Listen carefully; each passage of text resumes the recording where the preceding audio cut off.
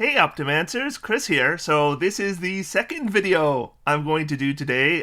There's stuff dropping everywhere about the new Player's Handbook.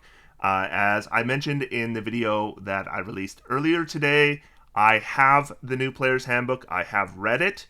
I cannot discuss the details or the specifics of the Player's Handbook, but on D&D Beyond, they have just released your guide to weapon mastery in the 2024 Player's Handbook that gives the full rules that are printed in the 2024 Player's Handbook officially.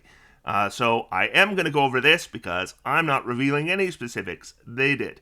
I do not understand why, apparently they paid Pack Tactics to cover Graze and Cleave and none of the other stuff. But then all of the weapon mastery rules are released here on D&D Beyond, so you can see them all. So I don't know why they didn't have him cover all of them. So I will cover them all right now because I can. So we're going to just get introduction to what weapon mastery is if you have not been following the playtest. Basically, all weapons in the game are going to get a mastery property, and if you are the correct class, you can access that property to give an extra little boost to your weapon when you hit with it. So let's just go right down to the details here. So what is weapon mastery? It is a class feature shared between some martial classes that reflects their specialization with certain types of weapons. And you'll see that the barbarian gets it for simple and martial melee weapons. The fighter gets it for simple and martial weapons, in other words, all weapons. Paladin, based on their weapon proficiencies. Ranger, based on weapon proficiencies. Rogue, based on weapon proficiencies. What you will not see here are some subclasses that got weapon mastery in the playtest, and there's a reason they're not listed here. That's all I'll say there. Alright, so how to use them. If you are wielding a weapon and have learned its mastery property, you'll be able to use that mastery property every turn when you make an attack with the weapon. Different mastery properties have different triggers. For example, Cleave requires you to hit a creature with a melee attack, while Graze triggers when you miss a creature with an attack. Unlike some abilities, there are no limit to how many times mastery properties can be used per short or long rest, so go nuts. And now they are going to give us the mechanics for every single weapon property. Alright, so Cleave. If you'll be wading into the thick of battle, you'll want to consider grabbing a weapon with the Cleave property. These heavy weapons can slash through opponents. If you hit a creature with a melee weapon attack, you can make a second attack against a creature within 5 feet that is also within your reach. When you hit with a second attack, you can roll your weapon's damage, but you don't add your ability modifier unless it's negative. This is excellent in combination with the halberd, which has reach and cleave, allowing you to cleave into enemies in an extended range. If you read the playtest, you might notice that this looks pretty much the same, and yes, it does. Let's move on. Graze. Graze is an excellent way to increase the consistency of your weapon damage.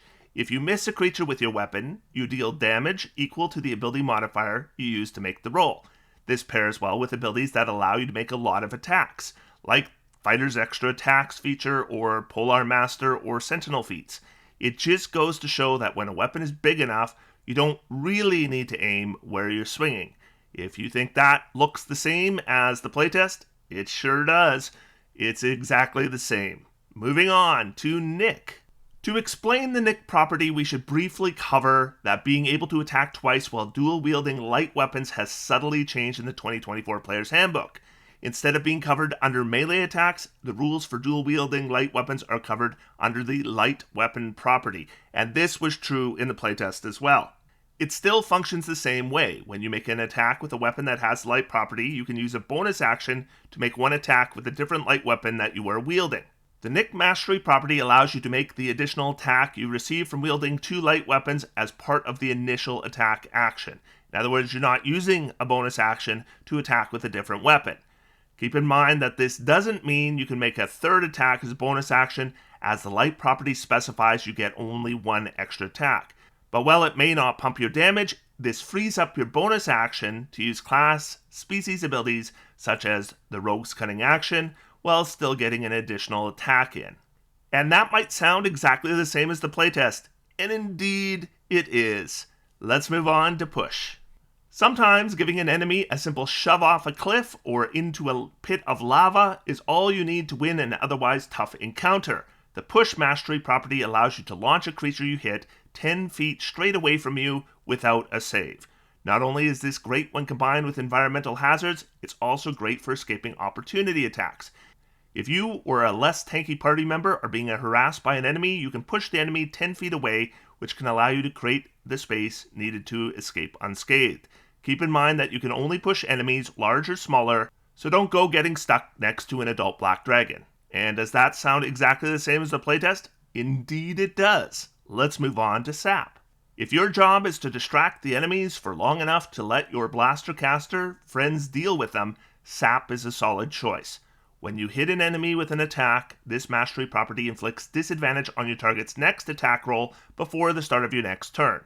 So, for heavily armored tanky builds, your enemies will be so focused on trying to take you out, they won't even see the fireball coming. Does this sound exactly the same as the playtest? Yes, it is exactly the same as the playtest. Let's move on. Slow. This mastery property is excellent for fast builds that like to flit across the battlefield. When you hit a creature and deal damage, you can reduce its speed by 10 feet until the start of your next turn. This combos excellently with the light crossbow, allowing you to take shots, damage your opponents, and then move just out of range of their reduced speed. Rinse and repeat until they look like a pincushion. It's important to note that a creature's speed can't be reduced by more than 10 feet with this property, so don't expect to stand still, hit your enemy 3 times, and not get caught. Does this look the same as the playtest? Yes, it does. Here's one I thought would change, but it didn't. Topple. This mastery property is for all those builds that love to wail on their enemies with multiple melee attacks. When you hit a creature, you can force it to make a Constitution saving throw or fall prone. The DC for this save is 8 plus the ability modifier used to make the attack, plus your proficiency bonus. So a level 5 fighter with a maul could knock their opponent prone with their first attack, then use their second attack and action surge to make multiple attacks with advantage. Just remember, attacking prone enemies outside of 5 feet actually gives the attacker disadvantage on the attack roll. This confirms another thing. No, that was not fixed. So, only use this ability if you or another melee-minded party member can take advantage of it. I am really surprised they continued the saving throw on this one because it does make it clunky. I was hoping they'd come up with a more streamlined system. They didn't, and they have revealed themselves here that the prone condition still gives you disadvantage if you're outside of 5 feet, even if you're using a melee weapon. That's always been a rule that I wish they would revise. They did not revise it. I can now reveal that. And Vex. Having a weapon with Vex feels like a superior swordsman dancing around their opponent, striking at openings until the battle is won. When you hit a creature and deal damage, this mastery property gives you advantage on your next attack roll before the end of your next turn. This is an excellent way for rogues to all but guarantee a sneak attack hit on their next turn.